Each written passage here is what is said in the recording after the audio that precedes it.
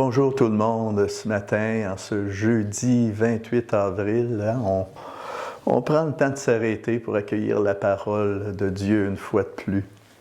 Cette parole qui nous édifie, cette parole qui nous nourrit. Alors disposons-nous à écouter ce matin l'Évangile de Jésus-Christ selon Saint Jean. Il a vaincu la mort. Il est ressuscité. Jésus, Jésus, Jésus. Il est vraiment ressuscité. Celui qui vient d'en haut est au-dessus de tous. Celui qui est de la terre est terrestre, et il parle de façon terrestre. Celui qui vient du ciel est au-dessus de tous. Il témoigne de ce qu'il a vu et entendu, et personne ne reçoit son témoignage. Mais celui qui reçoit son témoignage certifie par là que Dieu est vrai.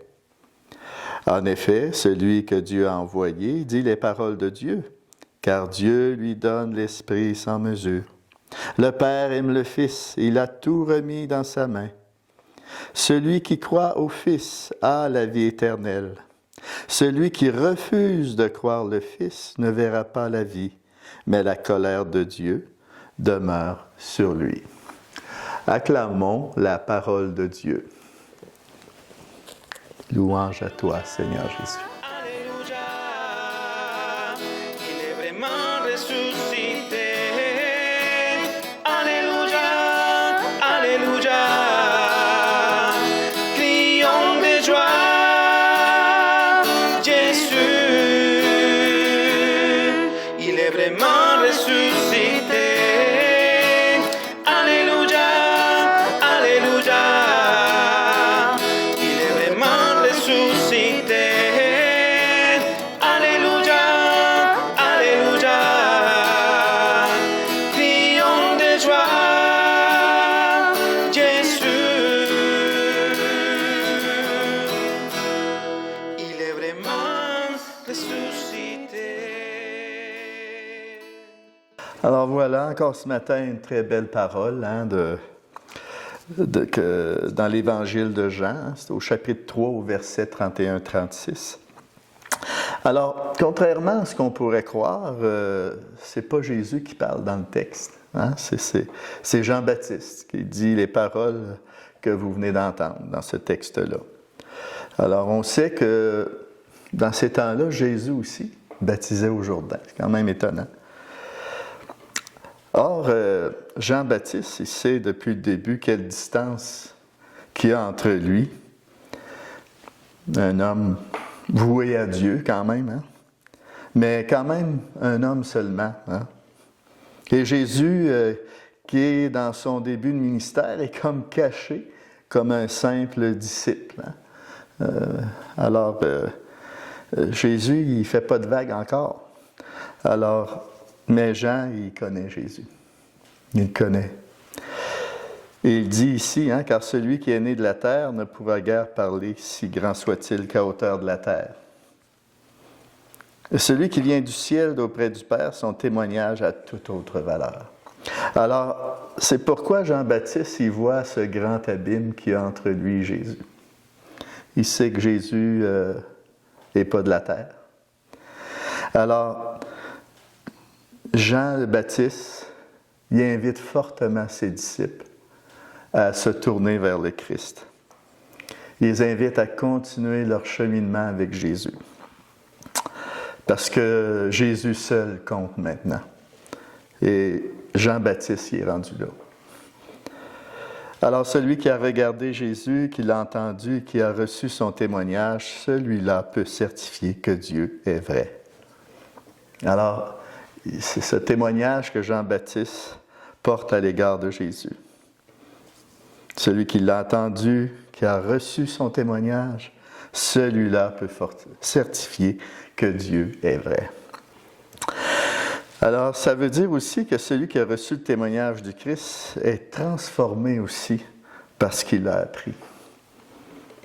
À son tour, il devient témoin de cette réalité de Dieu-là, de cette belle vérité, de cette réalité, de cette vérité de Dieu. Et malgré nous, cette vérité s'impose parce qu'elle est éclairante. Elle nous situe bien devant ce beau message-là. Et puis, c'est ce que fait Jean-Baptiste, hein? Quand il voit toute la grandeur de la mission qui se présente, il s'efface devant Jésus. Il dit lui-même, hein, quelque part dans l'Évangile, il faut que je diminue pour que lui grandisse. Et il en remet, hein? Il dit que ça fait toute ma joie. Et elle est parfaite. Alors, moi, aujourd'hui, comment j'accueille le témoignage du Christ dans ma vie? Comment je reçois son témoignage? À travers tout ce qu'on sait sur Jésus depuis 2000 ans, est-ce que j'accueille véritablement son témoignage? Il y a une promesse en arrière de ça, hein? Celui qui croit au Fils a la vie éternelle. C'est ce que dit le texte. Or, la vie éternelle, hein, c'est quoi au juste? C'est de connaître lui, le Christ. C'est le connaître. Alors, si on va voir la définition de connaître, qu'est-ce que ça veut dire? Ça veut dire de vivre une expérience de la rencontre. Alors, connaître Jésus, c'est vraiment faire un effort, prendre la décision de vivre une rencontre personnelle avec lui, d'expérimenter cette rencontre-là. Et on dit plus loin aussi dans la parole, hein, celui qui refuse de croire n'a pas la vie en lui. Alors, celui qui accepte son témoignage certifie par là que Dieu dit la vérité. Alors, ça fait tellement du bien quand plus tu t'approches de Jésus, plus que tu sais que tu es dans la vérité. Puis la vérité te rendra libre. Alors, quelle valeur a Jésus pour toi ce matin? Où en es-tu dans cette fréquentation avec lui? Quelle place a Jésus dans ton cœur aujourd'hui? On nous invite, hein, à travers ce texte-là, d'accueillir son témoignage, de se laisser modeler par son amour. Parce que Jésus, il cherche encore des témoins, hein, aujourd'hui. Alors, genre, suis-je vraiment témoin du Christ aujourd'hui? Alors, des fois, ça peut paraître gros pour moi, être témoin. On a peut-être pour son dire, ben moi, être témoin du Christ aujourd'hui, j'ai pas de connaissances théologiques, j'ai pas. Mais c'est pas ça qu'il demande, hein? Tout ce qu'il te demande, c'est de partager tout simplement ce que tu as reçu de lui. Tout simplement. Il t'appelle à partager ce talent que tu as eu, que tu as reçu de lui. Alors, le talent que tu as reçu de lui, c'est cette expérience de foi que tu es appelé à partager. Il ne faut pas que tu la gardes juste pour toi. Enterre pas ton talent juste pour toi. Fais-en profiter les autres par ton rayonnement, par ta prière, par ton encouragement, parce que tu es vraiment. Alors, c'est sûr, des fois, on peut se laisser éteindre par les scandales qu'on vit aujourd'hui dans l'Église, puis tout ça. On peut se laisser éteindre par tout ce que les médias peuvent dire sur la religion ou tout ce que l'Église, elle est vraiment, disons qu'elle est très diminuée. Alors, il ne faudrait pas que tu te laisses éteindre par ça. Cependant, on demeure à l'écoute des gens lorsqu'ils veulent exprimer leur frustration, leurs blessures, d'être à l'écoute de ça quand même.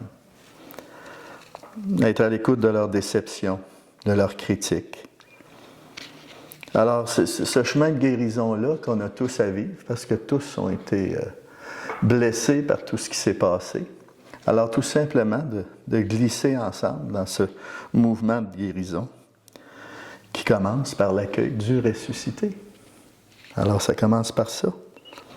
Et ce chemin de guérison-là commence par le kérigme. Hein? On le voit dans ce qu'on a pu vivre avec le parcours Alpha jusqu'à aujourd'hui, dans tout le kérigme, on a ce processus de guérison où malgré tout ce qui peut nous éteindre dehors, il y a cette vérité-là, où j'entre dans cette vérité, où je m'aperçois que vraiment je suis aimé de Dieu.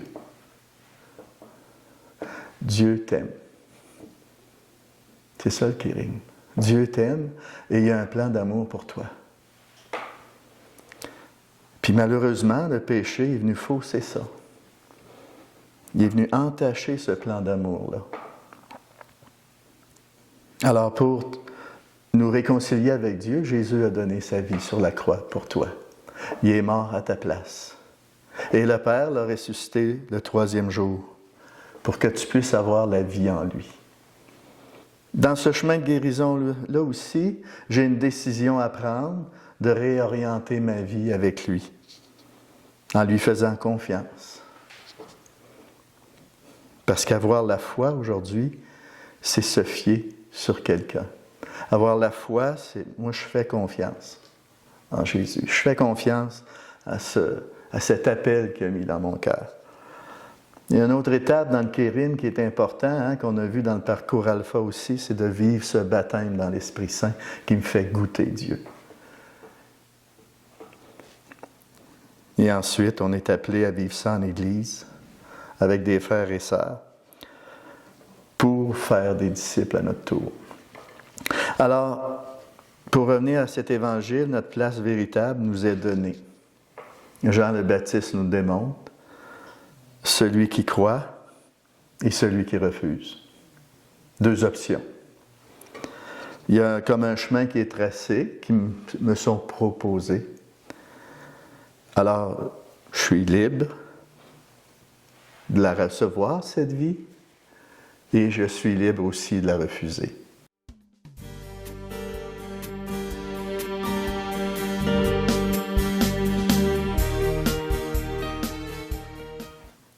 Seigneur, alors que les ombres s'allongent, je t'apporte, Seigneur, l'hymne de ma foi, ce talent que tu m'as donné.